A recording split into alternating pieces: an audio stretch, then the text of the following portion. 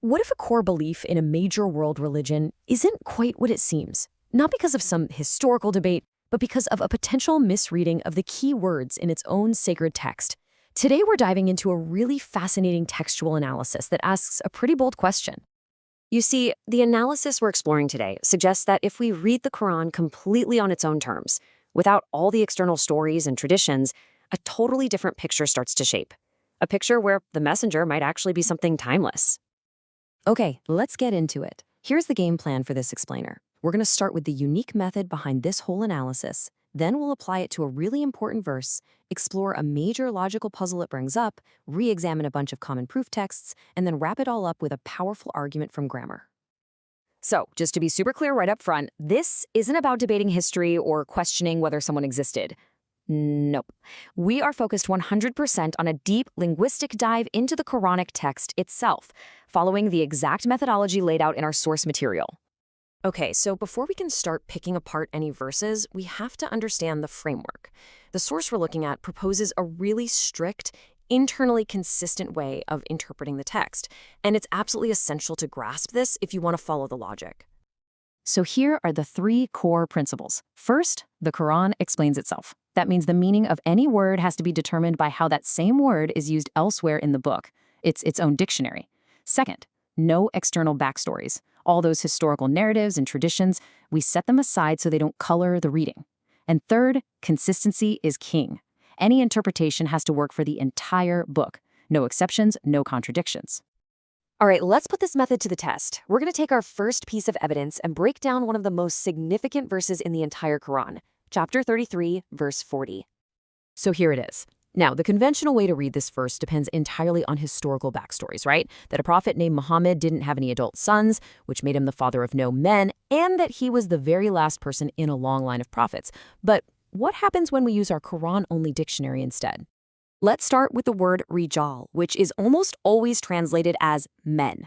The source material points out that elsewhere in the Quran, this term is used to describe people who have agency, who are responsible for their own choices, and it doesn't matter if they're male or female. So in this framework, rijal means independent, self-governing people.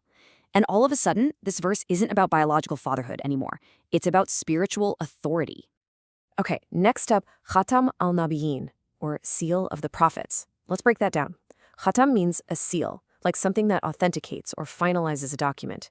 And Nabiyyin comes from the root word naba, which the Quran itself in chapter 78 calls the great news. So instead of meaning the last man in a line, the phrase could actually mean the final authenticated consequential message. So when you put these purely internal definitions back together, the entire verse just flips. It stops being a statement about a man's family or his place in a prophetic line. Instead, it becomes a powerful statement about the message itself, that this praised message isn't an authority over independent people, but is simply the conveyor of the sealed true news. Now, this is where it gets really interesting. Let's see how this idea connects to another very famous passage, one that describes the nature of the speaker of the revelation itself. Traditionally, this is seen as proof that the Prophet Muhammad was infallible, that he couldn't speak from his own personal whims. But the source we're looking at argues that this interpretation creates a huge contradiction with other parts of the Quran.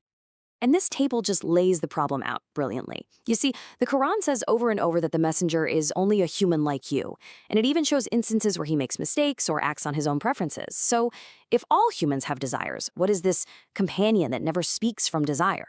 Well, according to this analysis, there's only one possible answer: the message itself, the Quran.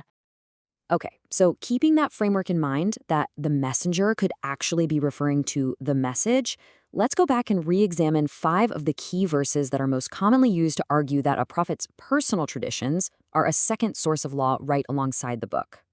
First up, whoever obeys the messenger has obeyed God. The Quran-only reading argues that since the messenger's only job is clear conveyance, then obeying him is simply obeying the one thing he's tasked to deliver, which is the book, the message. Then you've got whatever the messenger gives you, take it. But the source material points out that context is everything. The verses right around this one are explicitly talking about how to fairly distribute the spoils of war. So it's a specific instruction about managing public resources, not some blank check for the messenger to create new laws out of thin air. What about the beautiful example in the messenger? Well, the verse itself says this example is for people who look to God and the last day.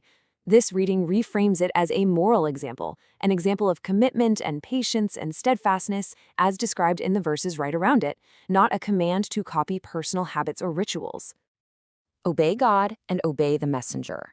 Now, what's really fascinating here is what the verse says to do if you get into a dispute.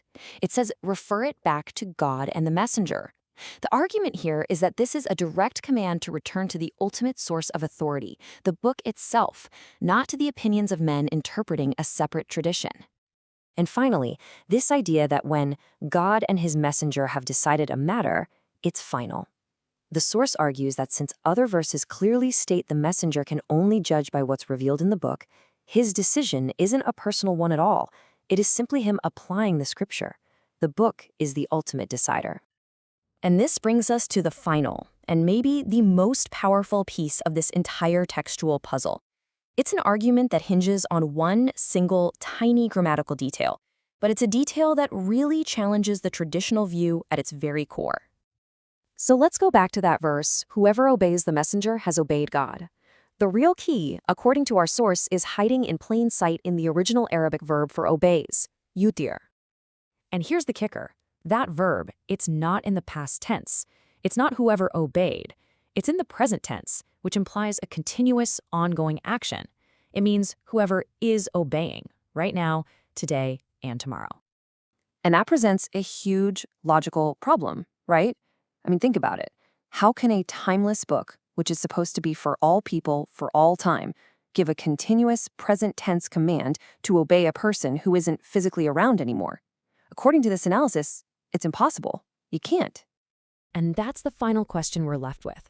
If the messenger that must be obeyed right now, in the present tense, is the living message, the Quran itself, well, what does that do to the relationship between the reader and the text? It suggests a direct, unmediated connection, available to every single person for all time.